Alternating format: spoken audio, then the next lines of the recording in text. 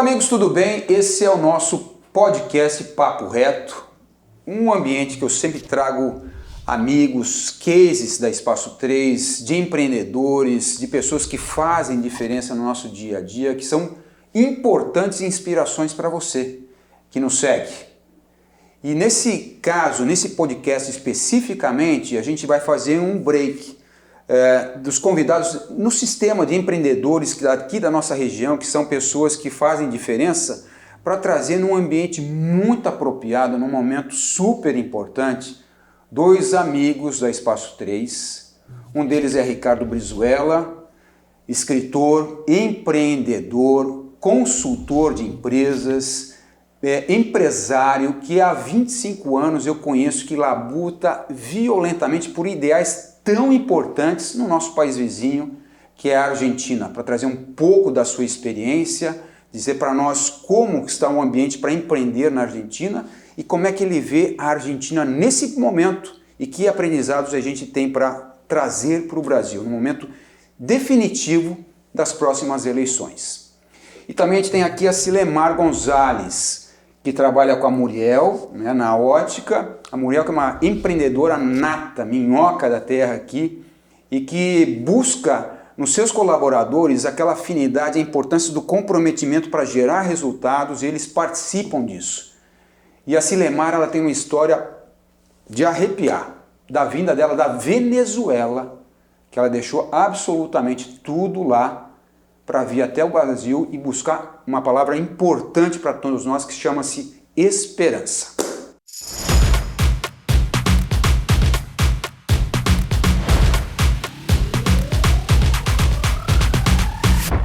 Vamos conversar um pouquinho? Vamos. Super à vontade, sejam bem-vindos. Obrigada. Silemar, conta um pouquinho para nós como é que foi essa escolha de vir para o Brasil, o que aconteceu e o que você veio buscar?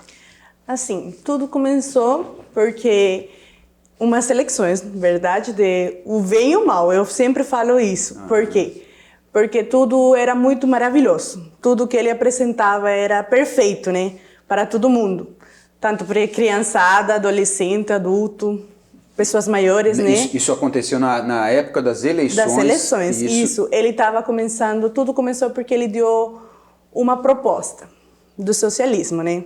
Eu vou te dar uma proposta de socialismo e você vai viver o que nunca na vida você viveu. Perfeito. E isso todo mundo é uma palavra como que é uma palavra clave, que todo mundo gravou na mente, né? Essa palavra que você viveu, que nunca você ha vivido no mundo, você vai começar a viver. Era um sonho. Um sonho, isso. Então vendeu um sonho para... Quando que foi isso, Silemar? Ele faz 25 anos, né? 25 anos. Isso. Começou então com Chaves. Isso, começou com Chaves nesse propósito aí, dele dar uma vida socialismo com um sonho que você nunca viveu.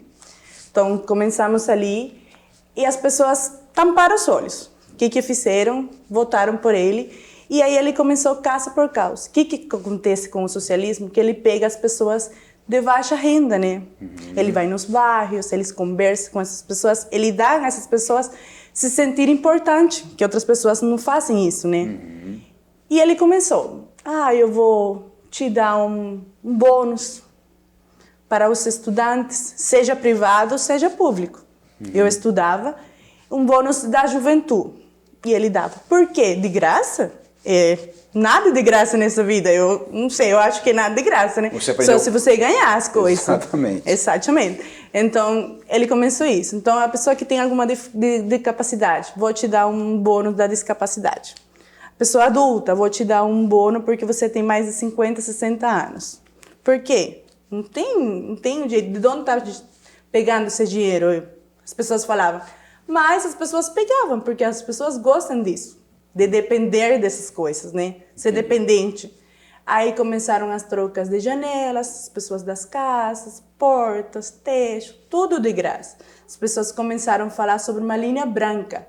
Ele foi família por família entregando geladeira, fogão, ar-condicionado, tudo de graça. Tudo era um presente do governo para nós. E nós, maravilhoso, tudo estava namorado, todo mundo estava encantado com essa vivência, né? Começou, passou 5 anos. 5 anos começaram a escassear as coisas, né? Aí você ia no mercado, não tinha açúcar, não tinha arroz, não tinha carne, não tinha frango. O que você comia em casa? Aí eles começaram a fazer uma prática de levar uma caixa de comida casa por casa. Com essa caixa de comida você vai comer um mês todo. E se você convivia com 5 pessoas, uma caixa de comida era 5 quilos de arroz, um frango, uma mortadela, um feijão, 1 quilo de feijão e uma leite. Você come com isso o mês inteiro com 5 pessoas em casa? Ou seja, o sonho começou, na verdade, a virar um pesadelo. Uma pesadelo. Tá. Meu Deus, horrível. Aí ele começou com as caixas de comida. Depois disso, as pessoas fila para comprar um frango. Uma fila que as pessoas dormiam na rua para conseguir entrar no mercado e comprar. Era uma coisa que você via e não conseguia entender. Depois tão rico que foi tudo, né? Entendi. Quando é que você... Eu acredito que, por exemplo, ter decidido em fazer uma ruptura nessa situação e você percebeu que era o caos total. Era. Eu estudava numa universidade, administração tributária, e meu pai me pagava junto comigo, que eu trabalhava em uma loja de roupa. Nós duas juntos pagávamos a universidade e faltava um ano só para eu terminar. Mas nesse momento, nós comíamos arroz com manteiga. É uma coisa que eu penso e eu me lembro e é muito doloroso, mas eu estudava. Pagava o dinheiro e meu pai. Aí eu falei, pai, não está dando mais. Não está dando conta, porque é tudo que você tem que pagar na universidade e tudo que você vem em casa que também tem que comprar, porque é comida. Como que você vai render na escola, por exemplo, uma universidade, se você não come bem, você não pensa bem, você não dorme bem, você não rende. Falei, pai, não dá. Eu vou ir e eu vou ver o que fazer, né? Aí ele me ajudou, sim, eu vim com uma tia e com um primo por causa disso. Eu falei, não dava mais. As coisas estavam piorando cada vez mais de tudo. Comida, você ia no hospital. Se você ficava doente, você tinha que levar até o algodão e o álcool você ia passar para conseguir pegar umas exames. Tudo. Da toalha de banho, tinha que levar as medicinas. A única coisa que tinha no hospital era o médico. Mas tudo o resto você tinha que levar. Não tinha nada para você, a seringa, nada para você ficar ali no hospital internado. Então eu falei para o pai, não, eu vou ir e eu vou aventurar, fazer o quê? Aí as pessoas estavam falando do Brasil, que o Brasil havia dado uma mão amiga, né, para os venezuelanos cruzar a fronteira e tal. E eu vou ir. Compramos a passagem só... Isso foi em que ano? Você tinha quantos anos? Eu tinha 18 e vou fazer 19 anos. E quem ficou para trás nessa vinda tua? Ficou minha mãe, meu irmão, meu pai, meu avô, minha família inteira. Minha família inteira. Eu vim sozinha com meu tio, só uma tia e um primo, né? Aí encaminhamos um caminho bem longo, porque eu moro do outro lado da cidade, da fronteira da Venezuela. Então foram praticamente 4 dias de viagem. Quando chegar na fronteira, nós estávamos deixando passar para o Brasil. Aí nós tivemos que ir por montanhas, caminhando. Mas eu me lembro naquela época, né, Cilemar, que na verdade o Brasil ele não conseguia acolher todo mundo porque foi um colapso também na fronteira. Horrível. Foi horrível. E vocês tiveram que, então, por montanhas? Isso, por montanhas. Que é a fronteira de Roraima, Boa Vista. Roraima é a Boa Vista, né? Que eram as pessoas que estavam onde tinha emprego, porque em Roraima não tinha nada. Sim, sim. Aí nós fomos caminhando dali e ficamos na rodoviária da Boa Vista. Um mês inteiro. Um mês na rodoviária de Boa Vista? Um mês inteiro. Sem casa, sem nada? Sem casa, sem nada. Dormindo na frente, em uma grama da rodoviária, em um papelão. Os 3, juntos.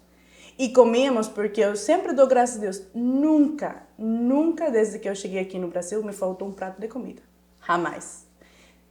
As pessoas da igreja iam lá na rodoviária, porque eles estavam vivendo isso, né, em Boa Vista. Eles estavam vivendo todo um monte de gente morando ali na rodoviária. E eles levavam café da manhã, almoço, janta. Eles levavam tudo. E Roraima é praticamente um estado amazônico, né? Se tem pouco, praticamente não se tem indústria, é um estado literalmente pobre, e mesmo o pouco eles também compartilhavam com vocês. Nossa igreja ajudou muito nisso. Eles se iam todo dia eles levavam comida, eles levavam roupa, eles levavam coberto, nossa, tudo. Aí nós ficávamos nos senados. Eu vi nesses dias um aqui, com uma plaquinha em papelão. Preciso de nos trabalho. Semáforos, nos faróis. Isso. Preciso de trabalho. Nós colocávamos na frente. Todos os dias de manhã. Eu tava, nossa, o sol de lá é forte. E era todo dia que nós ficávamos procurando alguma coisa. Puxa vida, como é que você chegou aqui? Por quê? Como é que você chegou em Medianeira? Medianeira eu cheguei porque, como falei, depois eu consegui umas diárias fazendo limpezas em casas, né? E aí eu consegui uma igreja que me acolheu muito. Mediante essa igreja, eles me falaram: Silemar, aqui não tem oportunidade de trabalho para você, que é uma pessoa nova, né? É muito pouco essas empresas que pegam pessoas que não são brasileiras, porque lá tem muito preconceito também. Uhum. Então, eu vou te ajudar. Aí havia um programa da ONU, junto com a igreja, né, que estavam ajudando a sair venezuelanos de lá de Boa Vista para outros estados de Brasil que tinham emprego, que tinham indústria. E ela falou de Medianeira. E eles pagaram tudo para nós até chegar aqui. Nossa, de arrepiar, né, Ricardo? Me diz um negócio, você veio com quantos anos para cá? Essa decisão tua, você tinha quantos anos? Eu tinha 21. Quando você saiu da Venezuela? Da Venezuela, tinha 18. 18. 18 é a linha de jovens que, na verdade, boa parte deles estão fazendo o seu primeiro voto aqui no Brasil. O que você poderia dizer para eles? Que pensarem bem na decisão que eles vão tomar. Porque eles não veem agora, porque eles vão ver daqui a 10 anos para seus filhos, né, que são os que vão crescendo, e para eles mesmos, porque nós somos novos. E vamos viver isso. Tanto medo que eu tenho, porque eu tenho medo, eu estou aqui, mas eu estou com muito medo. Todo mundo que fala comigo, brasileiro, eu falo para ele: pensem bem, vejam o que vocês estão fazendo, porque isso que eles estão propondo não é de graça. Eles vão cobrar depois de vocês. E vai deixar ao povo sem nada. E tudo o poder vai ficar com eles. Me diz, isso é, nossa, é para a gente pensar, é realmente um momento delicado. Mas uma coisa assim que me preocupa, você ainda ficaram pessoas para trás. Pessoas ficaram. Teu pai ficou para trás. Uhum, meu pai ficou. Como é que você vê, olhando hoje a Venezuela, né? Era um país riquíssimo. Ele era rico em tudo, né? Ele é um país mais rico no mundo inteiro em petróleo, verdade. E ele distribuía para o mundo. Mas o que acontecia com o governo, né? Que ele dava de presente para os outros países. Sim, sim. E como é que você vê, por exemplo, pensando assim na população venezuelana, que, querendo ou não, é um trauma que acaba ocasionando. É muito. Você acha que vai quanto tempo para conseguir vencer esse trauma e de repente tentar voltar à antiga Venezuela aqui? Se mudar o governo, porque a única jeito dele voltar a uma Venezuela de antiga, né, a antiga Venezuela, é mudar o governo primeiramente. Mas para mudar e ser a que era antes, eu acho que vai demorar uns 100 anos, como falou aqui o Ricardo. O Ricardo vai demorar, porque é muita coisa que se perdeu e já as pessoas estão acostumadas a isso. As pessoas se acostumaram a que tudo dessem e levassem na porta da casa. As pessoas se acostumaram a não trabalhar e ganhar um bono e no banco e já tem, por exemplo, R$100. E com esses R$100 comprar um cartão de ovos e um arroz e comer no mês inteiro ovo e arroz. Ou seja, então as pessoas têm que mudar essa ideia na cabeça para depois a Venezuela mudar novamente e voltar adiante. Ricardo, me conta um pouco, né, a Silemar, vamos pegar um pouquinho depois mais, Silemar, sobre isso daí. Nossa, é uma coisa pesada, né, a gente pensar... Muito pesada, muito pesada. Em primeiro lugar, Massa, eu quero te dizer que você é um abençoado. Porque você consegue que as pessoas se expressem assim com a clareza e a sinceridade como acaba de fazer. A Silemar, é verdade. Eu tenho 75 anos. Eu conheço essa história na Argentina faz 70 anos. Nós venimos também com governos populistas. Eu lembro que quando eram as eleições, lá no 1955, na época que Perón quería ser reelecto, do tal Perón, vem todo isso aí, chegavam caminhões com miles de latas de leite em pó. E eu, que tinha 8 anos, 9 anos, junto com outras crianças, íamos em um caminhão tirando lata de leite, jogando latas de leite em pó para as pessoas que estavam desesperadas e parecia que tinha um Papai Noel, um novo Deus velando por eles. E eles conseguiram fazer o peronismo com a tal Eva ou Evita. Conseguiram fazer algo que até hoje eu não consigo que consigam fazer. Eles conseguem sementar, colocar o germe da dependência, sabe? E um fanatismo dependente. Então, quem são as pessoas? Cada vez são mais fanáticos dependentes. E esse fanatismo leva a não observar que isso é ruim, a não observar que a perca de... Cegam as pessoas. Cegam as pessoas, mas cegam desde o cultural, desde o trabalho, desde o mérito, desde as relações de crescimento, perdem o valor de ganhar aquilo que dignamente eu posso conseguir e vira todo um sistema bagunçado. Bagunçado na economia, na educação, em todo aspecto. Em todo aspecto. Eu sou um monstro vivente daquela época. Porque às vezes eu tenho até sonhos que como pode ser que minhas tias, para conseguir trabalho numa fábrica, elas tinham que assinar um carnet, uma ficha de afiliada ao partido, e aquele que não dizia não, ele morria de fome, morria de pobre, morria de abandono por parte do Estado. Você, Silemar, estou vendo você balançar positivamente. Porque na Venezuela eles fizeram a mesma coisa. Eles criaram um carnê que falavam Carnê de la Pátria. Era tipo um RG. Você tirava foto, tinha o número do documento, toda a data de nascimento. E tudo que você comprara, ou se você queria ter um trabalho, você tinha com esse carnê, tinha um QR Code, né? E eles colocavam um QR Code e ver se você estava votando para eles mesmo. E ela está falando de faz pouco tempo, relativamente. Eu estou falando de 50 anos. Imaginem desde quando nossos países vêm. Eles vêm sendo procurados pelas ferramentas destrutivas de um socialismo que custou entrar na América Latina. Por quê? Porque existem países ricos. Venezuela, Argentina, muitas pessoas contaram para mim, com 75 anos eu escutei milhares de pessoas. Ricardo, eu não sou peronista nem populista, porque eu tenho minha chácara, eu tenho minhas galinhas, eu tenho minha carne, eu produzo, eu sou gordo. Não preciso que eles me deem de comer. Mas agora parece que ficam poucos gordos. O único gordo que há na Argentina, os únicos, são os sindicalistas.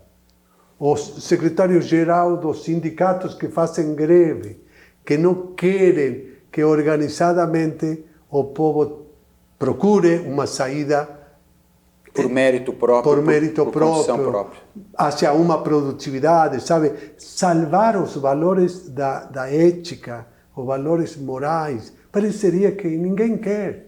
É melhor assinar um subsídio e que eles morram sem pensar, sem falar, sem atuar, sem pretender nada.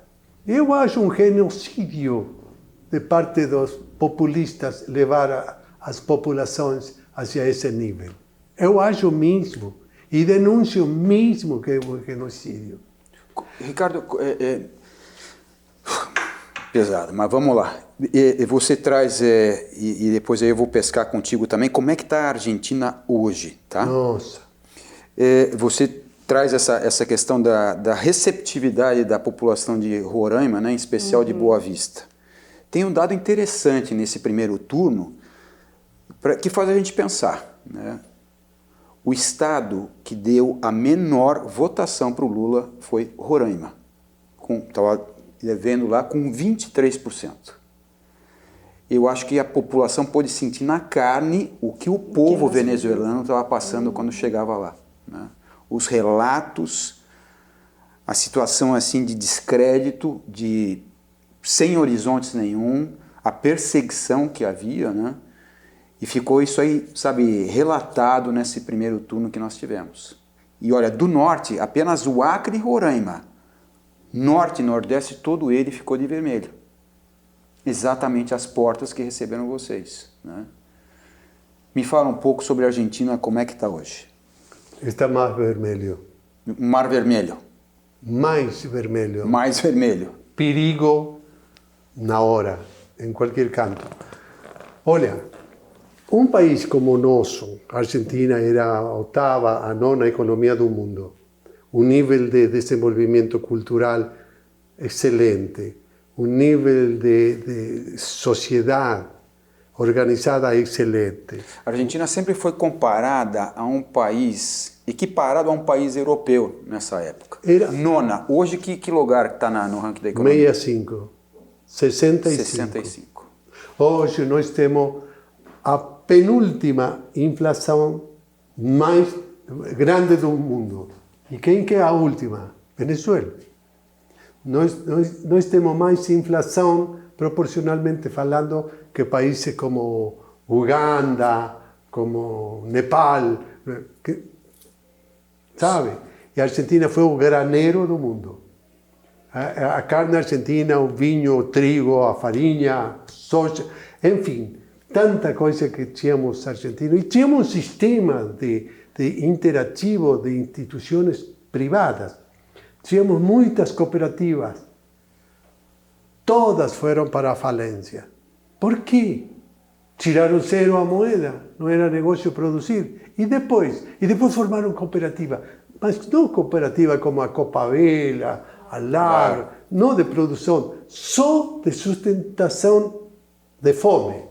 Cooperativa dos amigos que vão cuidar essas plantas e têm que cobrar tanto do Estado para cuidar as plantas do vecino. E não fazer nada, a planta vai sola.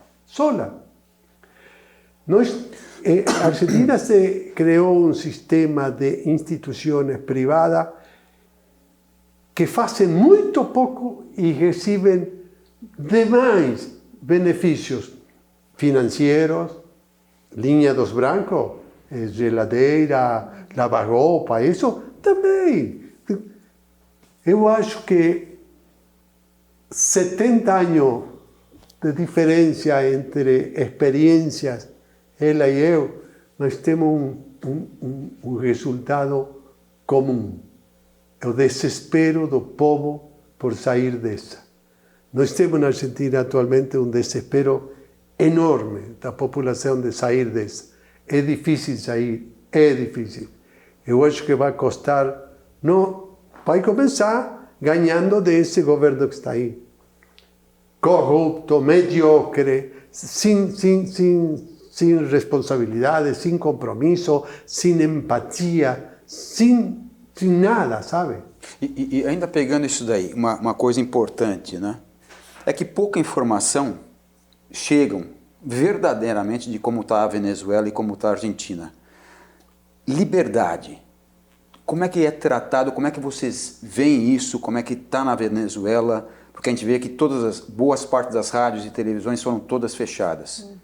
Que tanto se fala em democracia, em liberdade, me explica um pouco sobre isso. Na Venezuela não tem democracia. Por quê?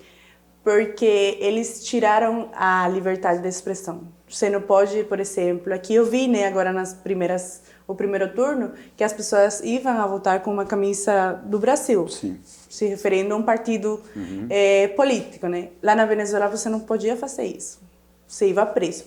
Porque uma das coisas que o governo também fez foi comprar o exército. Ele comprou os militares, ele comprou as armas do povo. Então, quando o povo queria voltar a se defender, não tinha como, porque ele já tinha comprado o mais importante.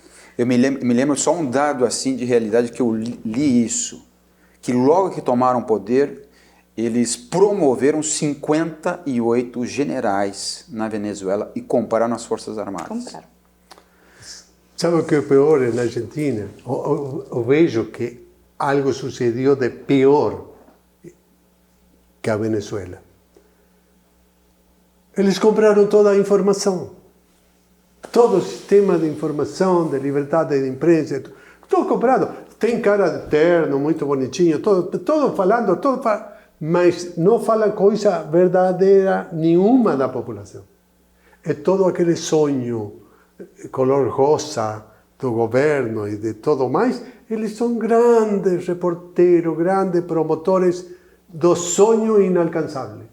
Mas essa realidade de produção agrícola com altíssimos impostos, de toma de fábrica, você tem uma fábrica e está exportando, de repente vem um grêmio. Que é um sindicato. O sindicato toma a fábrica, coloca caminhões na frente, não deixa sair nem entrar ninguém, a tua produção se apodrece lá dentro, você vai para a falência. Isso não fala nadie. Muito pouco, só 2 canais de televisão, mas eles já estão ameaçados de ser assassinados. E a gente ouve, na verdade, também aqui especificamente do PT, essa questão da regulamentação da mídia, né? Como é que parece isso para vocês? Vocês já ouviram essa novela? Viram ela? Muito. Se chama... Como se chama? Cabresto. Não, mas é como colocar... Zíper. Isso, zíper na boca. Zíper labial. Inventado também já existe. Sim. E pior, é um zíper espiritual. Pois você já tem... Eu tenho amigos no interior da Argentina que quando eu viajo para lá, cara, eu não consigo, porque eles estão me falando desde uma posição que eu digo para eles, vocês perderam os valores éticos, mentais, espirituais. Os caras estão vivendo a magia do sono que nunca se alcançou, que na verdade é uma desgraça, mas eles não veem como desgraça. Eles vêm e dizem, cara, ainda respiro, olho para aqui, olho para lá, chega meu benefício de subsídio na conta do banco, eu nem preciso ir, minhas enfermedades, meus remédios chegam para casa pelo correio, eu não preciso nem sair. Mas você está perdendo liberdade, identidade, força para... Não, eu não quero mais. Conseguiram cansar, tomar, ocupar a mente e o espírito do empreendedor. E o empreendedor que nasce, quer fazer, encontra uma indústria de complicações. Um estado enorme, burocrático. De terror. E para mais, se você pega qualquer jornal de Argentina, eu recomendo lanacion.com, online, ou clarim.com, você vai encontrar que todo dia tem preços controlados. Preços cuidados, preços controlados. Então não tem liberdade de produzir, de vender, de ir, de vir. Não tem. Essa questão de faltar coisas básicas, papel higiênico e tudo mais, isso aí, a partir do controle de preço, sumiu tudo também lá? Lá sumiu tudo por causa disso, que tinha muita fila, né, nos supermercados. É porque quando o governo começou a implantar o socialismo, ele queria, como ele já falou, quitar os donos das empresas, por exemplo, das fábricas. E o único dono que ia ser era o governo. Então, tudo ia ser deles. Então, as fábricas, as produções, tudo isso foram embora. Foram saindo da Venezuela, fugiram, né? E deixaram tudo fechado. Está acontecendo na Argentina hoje. Milhares de jovens indo do país. Milhares de fábricas, de empresas indo do país. Milhares de atividades produtivas realmente importantes fechadas. O que é importante para a gente estar, na verdade, não é um momento assim, de discutir, é para a gente fazer uma reflexão do sofrimento, né, do que está passando os povos co-irmãos, né, co-irmãos, Argentina, Venezuela, a Colômbia está passando um caos agora, Chile, Bolívia, Nicarágua, que na verdade Peru. E a gente fazia uma reflexão, não é uma questão desse ou desse fulano, apesar, na verdade, do fulano que está aí se diz socialista, para a gente sabe que, na verdade, é um elemento descondenado, não é um elemento que foi inocentado. Existem 16 bilhões de reais que foram devolvidos aos brasileiros. Se ninguém roubou, como é que devolve um dinheiro desse? Né? E aí a gente vê assim que o modelo de negócio de Estado é o mesmo, é um Estado monstruoso que entende que ele pode fazer a vez da iniciativa privada, mas ele é um incompetente. E isso, na verdade, se fecha, pouca liberdade de expressão e a corrupção para poucos. E, na verdade, um mar de gente de desesperança. Né? Massa, deixa colocar isso. Eu queria ver, na verdade, que você me trouxesse números a Argentina hoje, por exemplo, que era um país riquíssimo, uma classe média que estava na ordem de mais ou menos 60% da população, que todo mundo almeja, na verdade, crescer na vida, né? Chegar nisso. Como é que está isso hoje? Ok, vou partir de um princípio. Mas também quero falar aquilo de bom que o Brasil tem. Que nós enxergamos da Argentina aquilo que o Brasil tem de fortaleza e tomara que continue tendo. A Argentina, de 100 pessoas, 60 pertenciam à classe média. Eu estou falando de 1960. Eu consegui minha independência econômica e trabalhista também com 19 anos. A partir de então, eu sou um solitário empreendedor que tenta fazer coisas. Tínhamos 60% de classe média. Meu pai, como agricultor de um nível médio, micromédio, conseguia enviar seus filhos para a escola, nunca faltou comida, nunca faltou nada. Tínhamos um 10% de classe C, um 5% de classe D, eu vou falar assim. Classe A, 15%. Classe B, 60%. Classe D, 15%. E classe C, 5%. Hoje, a composição é assim. Classe A, 10%. Classe B, que era 60%, é 30%. Classe C, que era 15%, é 45%. E classe D, que era 5%, é 10%.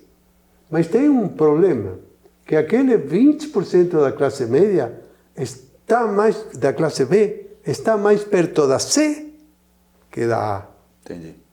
Ou seja, um empobrecimento geral. Geral. Acompanhado do fechamento de atividades econômicas, de grande carga impositiva ao processamento tecnológico. Nós tínhamos 3, 4 fábricas de tratores, 20 fábricas de ferramentas agrícolas. Hoje não temos nenhuma. Meu Deus. Muitos empresários indo-se do país, fechando empresas. Tínhamos um setor da capital federal, aquela Europa na América Latina, enormes teatros, cines, atividades culturais fechadas. Esse governo que aproveitou a pandemia para fazer bagunça total, e faziam festa dentro da casa do governo, e a população estava toda encerrada, fechada. E posso dar um detalhe disso, é um dado de informação importante que eu pesquisei, né? O Brasil tem 687 pessoas que foram perdidas na pandemia, né? E 687 mil pessoas, uma população de 215 milhões de habitantes. A Argentina perdeu e foi um dos países que teve os maiores lockdowns do mundo, ou seja, de cercar e fechar a população para evitar que o vírus não se espalhasse, né? E obviamente fez essa opção, a economia foi para o buraco de vez. E não buscou alguma coisa equilibrada. A Argentina, eu estava pesquisando, ela teve 132 mil mortos, porém com os dados do governo. E segundo você me passou, na verdade isso é 20% a mais, que equivale a 160 mil mortos para uma população de 47 milhões de habitantes.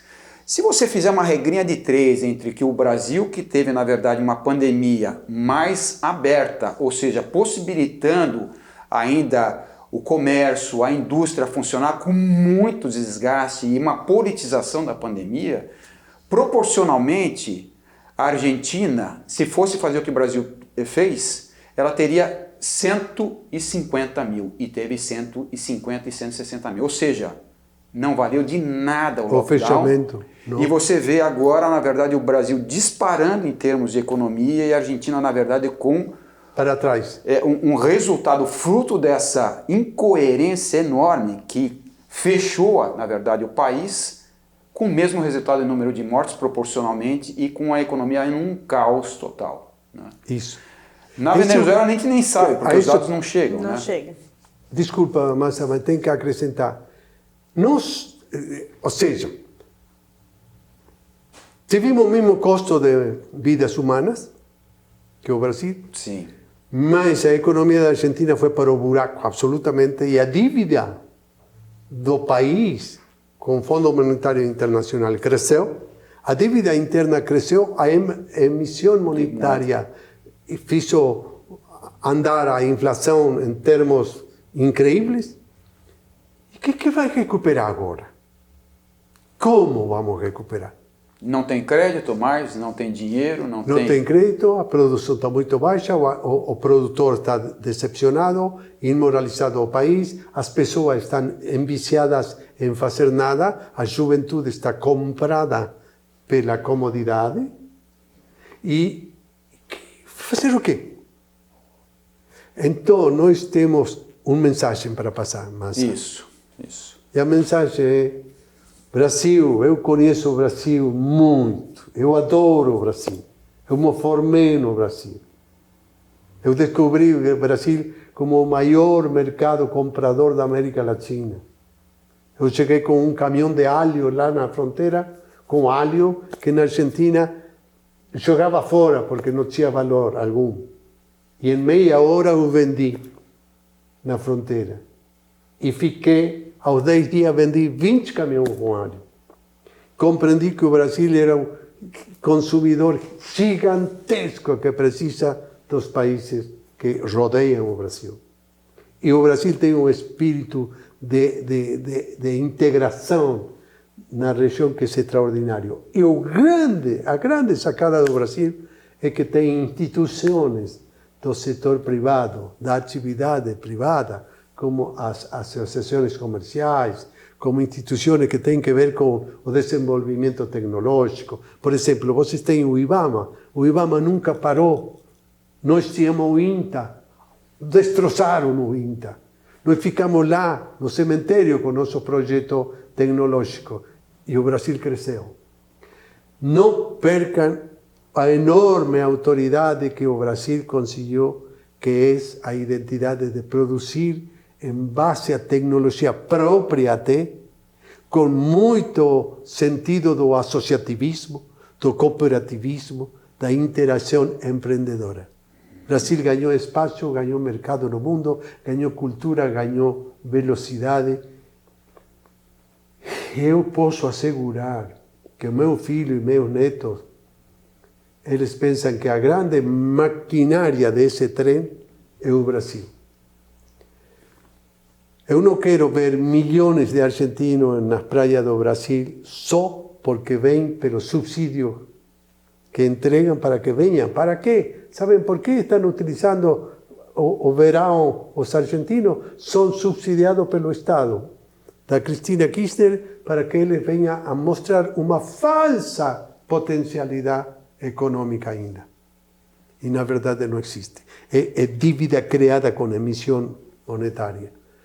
Então, Massa, tomara que minha experiência sirva só como informação, mas tomara que essa informação seja valorada, que eu a digo, a manifesto com absoluta honestidade e me faço responsável por isso que estou dizendo. Eu sou um empreendedor, um guerreiro, um gladiador empreendedor, que já tive 7 empresas.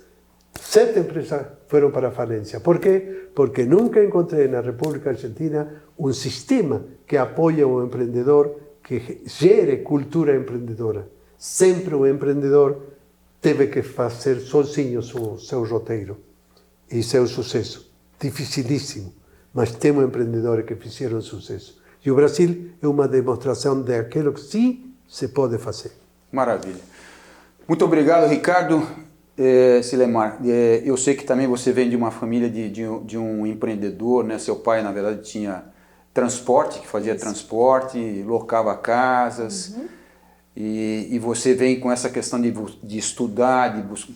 É uma coisa assim, fora do normal, a gente com 17, 18 anos, sair do país, fechar a porta, deixar o coração e tudo mais lá e vir para cá, na verdade, para arriscar a vida e ir atrás de um sonho. Muita gente não teve essa coragem e deve estar sofrendo muito. Queria que você também passasse o teu sentimento em relação a isso.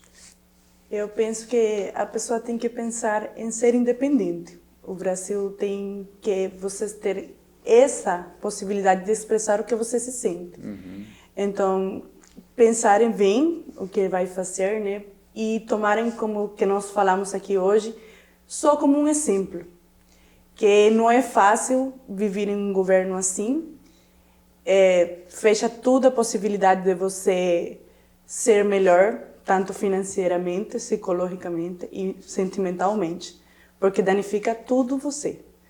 Então, pensarem bem, porque nós somos novos, tem muitas pessoas aqui, jovens, que pensam de uma maneira muito errada, porque não han vivido o que já nós vivimos.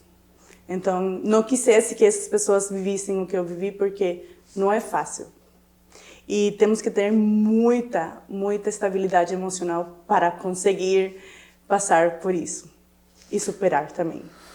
Bom, eu estava conversando com a Muriel, né? Essa colega empreendedora, ela traz, pela vivência que ela tem com a Silemar, do que na verdade você teve que abrir mão e ainda mais você sofrer alguma coisa que você não teve interferência na decisão que foi tomada lá atrás, há 25 anos, e você, com 18 anos, teve que sair do seu país, né?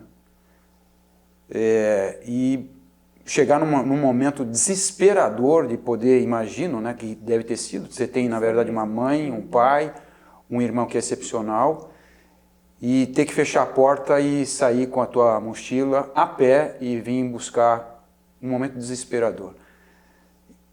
O que você passou assim que te marcou demais nesse trajeto, e o que é o teu sentimento de fechar a porta de casa e deixar os teus pais e teu irmão para trás?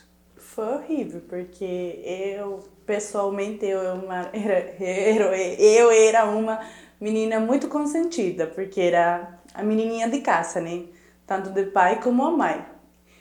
Aí minha mãe me protegia muito, sabe? Aquela mãe que protegia o filho de tudo. E a minha mãe era assim. Quando aconteceu tudo aquilo, fui eu, porque minha mãe me falou, vai você porque é mais nova, ou meu pai, ou alguém. Não fui eu mesmo que tomei a decisão de vir embora. Quando eu falei para ela, minha mãe falou assim, filha, eu te amo, mas eu sei que aqui você não vai ter futuro. Você vai terminar pior que já agora que você está. Eu prefiro dar mal a isso, né? Com muito sentimento, porque minha mãe chorou e sofreu muito. E porque eu ia de casa. Mas eu nunca falei assim para ela. Eu conto agora, né? Que ela agora está comigo aqui, graças a Deus, tudo que eu passei. Mas naquele mês que eu parti de casa e eu fui embora com meus parentes, eu não contei para ela tudo que eu passei no caminho, porque ia chorar muito. Ela ia sentir uma falta, né? Tudo que... Ela não ia acreditar em o que estava acontecendo comigo.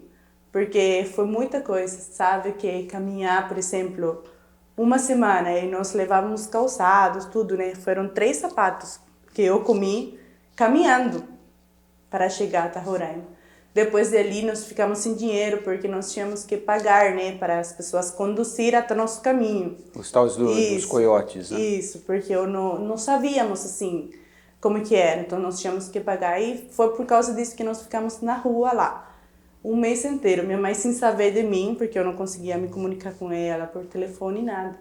Foi um momento de sofrimento desesperador para ela como mãe. E eu sabia que eu estava bem, porque nunca faltou assim comida, faltou um techo, eu morei na rua, com frio, com chuva, tudo, né?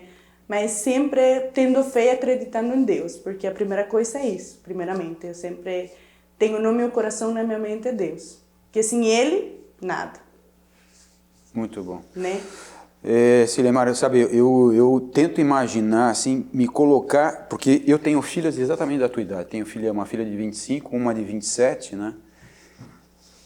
Caramba, eu tento me colocar se eu tiver que me despedir delas, né? É horrível. Por um erro que eu cometi no passado, de ter feito uma opção por um regime que me ludibriou e que ludibria jovens. Eu só me lembro, me lembro daquele dia e foi horrível. Mas hoje eu dou graças a Deus que eu estou aqui e que eu consegui tudo que eu consegui hoje e ela está comigo. Né? Porque é muito difícil, bem difícil. E você ainda tem contato com seu pai? Com meu pai eu tenho, só que é como uma pessoa de idade, ele pensa nas suas coisas, sabe? A pouca coisa que ele já tuvo que deixar para lá por causa disso, né? O que ele tem, ele não quer deixar. Porque ele sofreu muito também para ter essas coisas e ele fala que não, que ele quer ficar. Que reflexão, né? Como atitudes tomadas no presente pode refletir por décadas um erro, por às vezes está na nossa área de conforto, principalmente o jovem, né? Porque olha o que passou ela e o que o jovem, independentemente de classe, ele se apega nisso e apertando, vamos pro literal, o foda-se, porque para ele não está nem aí para o que aconteça, porque às vezes não tem noção do que uma decisão pode ocasionar de longo prazo. Principalmente para você. A gente tem um exemplo claro de alguém que não definiu, e foi uma definição antes dela, e o que acarretou para essa família e para um país, e pode acarretar para o Brasil também. Beleza? Muito bem, amigos. Um podcast assim de peso, né? de duros aprendizados e que a gente pode tomar isso como um norte para a gente refletir agora nas eleições do dia 30, né? Do dia 30 agora de outubro. É muito pequeno a gente imaginar que não gosta de determinada da pessoa porque não vai com a cara, porque o jeito dela. Eu não sou bolsonarista, não sou bolsonarista. Mas eu sou um cara pela liberdade, né, que a gente sempre teve e tem agora no Brasil. O país está emergindo com muita, muita força. Liberdade é algo que se caça, se tira, e a gente leva feridas para o resto da vida. A gente tem tudo para dar certo. Você tem uma opção no dia 30, uma opção à esquerda, que eu vejo assim que no meu ponto de vista, digo como empresário, é uma irresponsabilidade total. E tem uma opção pela direita. Vejo que a opção pela esquerda já deixou claro, muito claro assim, o partido que vai disputar, que o declaro dele não é ganhar as eleições, é ganhar o poder. E vocês têm exemplos claros aqui de partidos que formam, na verdade, o Fórum de São Paulo, que ganharam o poder e fizeram com ele o que bem quisesse, tudo menos pensando na população. Pensem com carinho no dia 30, a gente está aqui para discutir, para ponderar a respeito. É uma decisão que vai deixar um marco na vida de cada um dos brasileiros, para a gente responder para os nossos filhos, para os nossos netos e para as próximas gerações. Ok? Silemar, super obrigado pela tua vinda, pela sua disposição de trazer as suas experiências importantes para a reflexão do jovem, para a reflexão do povo brasileiro, né, que vai servir, tenho certeza absoluta, de aprendizados no momento de decidir, que vai ser agora no dia 30 de outubro. Tá bom? Muito obrigado. Pela invitação. Ricardo, meu mestre, há 25 anos de irmandade, mais uma vez o teu conhecimento, o teu coração, né, sempre de pensar que existe esperança para tudo, e eu vejo isso aí muito forte. Você é um jovem empreendedor de 75 anos. Na minha vida como facilitador, conheci velhos de 20 e conheci jovens como você, de 75, de 80, em plena atividade. Eu acho que a frase que fecha é: tenha esperança, é possível. Então, olha lá, pessoal, dia 30, a gente tem duas estradas muito claras. Uma à esquerda, que nós já conhecemos e vivemos isso há durante 14 anos, que vem agora numa nova embalagem, como fosse o salvamento da pátria, um passado criminoso, né, que deixou lacunas e feridas enormes na nossa sociedade, e agora a gente tem também uma outra estrada, que é da liberdade, da livre iniciativa, de algo um pouco mais conservador, o pensar na família e pensar numa liberdade exatamente o que acontece hoje. Apesar do trejeito, mas a gente tem indicadores assim de crescimentos que vêm com muita força. Fizemos paralelo aqui com a Argentina, que explodiu a inflação, isso foi no mundo todo, e o Brasil, apesar de ter tido, apesar da pandemia, apesar das vidas perdidas, a gente está num caminho de prosperidade. Os indicativos são os melhores, um dos melhores do mundo. Então você, com essa bagagem, essas informações que esses dois irmãos trouxeram para nós, pode refletir sem emoção, com seriedade, e decidir o que você quer melhor para você, para a sua vida, para os seus filhos e para o seu neto. Uma decisão equivocada agora pode, na verdade, colocar em risco muita coisa, e como já foi dito aqui, para reverter isso é muito difícil. Ok? Pense nisso, no dia 30, vote no que é melhor para o Brasil. Tenho certeza que a gente vai ter um futuro maravilhoso. Até lá. Muito obrigado.